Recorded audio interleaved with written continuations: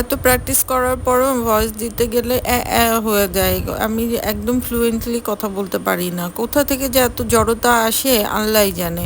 এমনি সময় কিন্তু কথা বলতে এত প্রবলেম হয় না। কিন্তু ভিডিও করার সময় কথা বলতে গেলে আমার জিনিসটা চলে আসে। এত বিরক্তিকর একটা ব্যাপার। যা হোক পরোটা আমি গতকালকে বানিয়েছিলাম। বানানোর সময় আমি ভেবেছিলাম যে খুব সুন্দরভাবে ভয়েস রেকর্ড করব, কিন্তু আসলে করা যাচ্ছে না।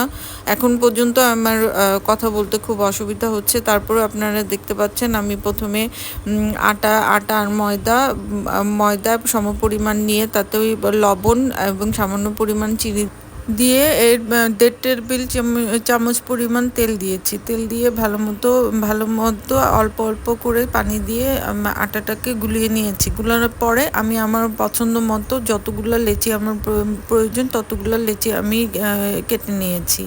এরপরে আমি পরোটা বানাবো। পরোটা বানানোর আগে আমি পরোটার ভিতরে দেওয়ার জন্য একটা বাটিতে কিছু পরিমাণ তেল নিয়েছি এবং তেলের মধ্যে আমি কিছু ময়দা দিয়ে গুলিয়ে নিয়েছি। একটা লিকুইড সলিউশন মতো বানিয়েছি, যা আমি পরোটার মধ্যে দিব।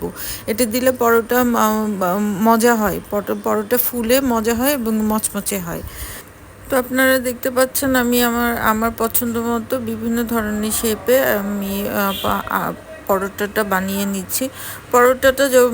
পরোটা বানানোর পরে আমি ভেজে নিব। তার আগে আপনাদের সাথে আমি একটা ঘটনা শেয়ার করে নিই। আমি যখন প্রথম রুটি বানাতে যাই, তখন আমার একটা অভিজ্ঞতা হয়েছিল। সবারই হয়, একই রকম অভিজ্ঞতাই হয়, যা সিনেমাতে দেখা যায় যে পরিমাণে আমি আটা নিয়েছি তার চাইতে বেশি পরিমাণ পানি ঢেলে দিয়েছি। আমার আটাটা গুলানো হয়নি, একদম পানি পানি হয়ে গেছে। তখন আরও বেশি পরিমাণ আটা দিয়েছি। দিতে দিতে একটা বিশাল বড় একটা গোলা তৈরি হয়ে গিয়েছে। যেখানে ৫ জনের পরোটা বানানোর দরকার, সেখানে ১০ জনের পরোটা বানাতে হয়েছে। যাই হোক, ওটা যে কোনো না কোনোভাবে ম্যানেজ করা হয়েছে। কিন্তু রুটি বানানোর সময় যে আটাটা ভালো মতো সেদ্ধ করে নিতে হয়, এটা কিন্তু আমি জানতাম না। তো কাঁচা আটা রুটি বানাতে গিয়ে আমাকে অনেক ধরনের কথাবার্তা শুনতে হয়েছিল। আমি যখন প্রথমে বানাতে যাই, তখন হচ্ছে ইকোনমিক্স কলেজে আমাদের একটা হাউসে থাকতে হয় ১৫ দিন।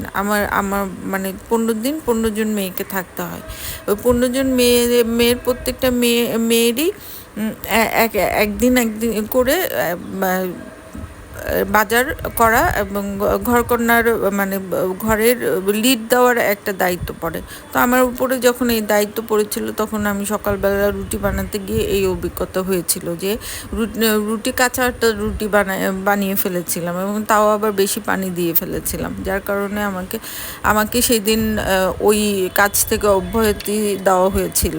ওই ভাগ্যিস অব্যাহতি দেওয়া হয়েছিল, নাহলে সারাদিন আমার খুব কষ্ট হতো।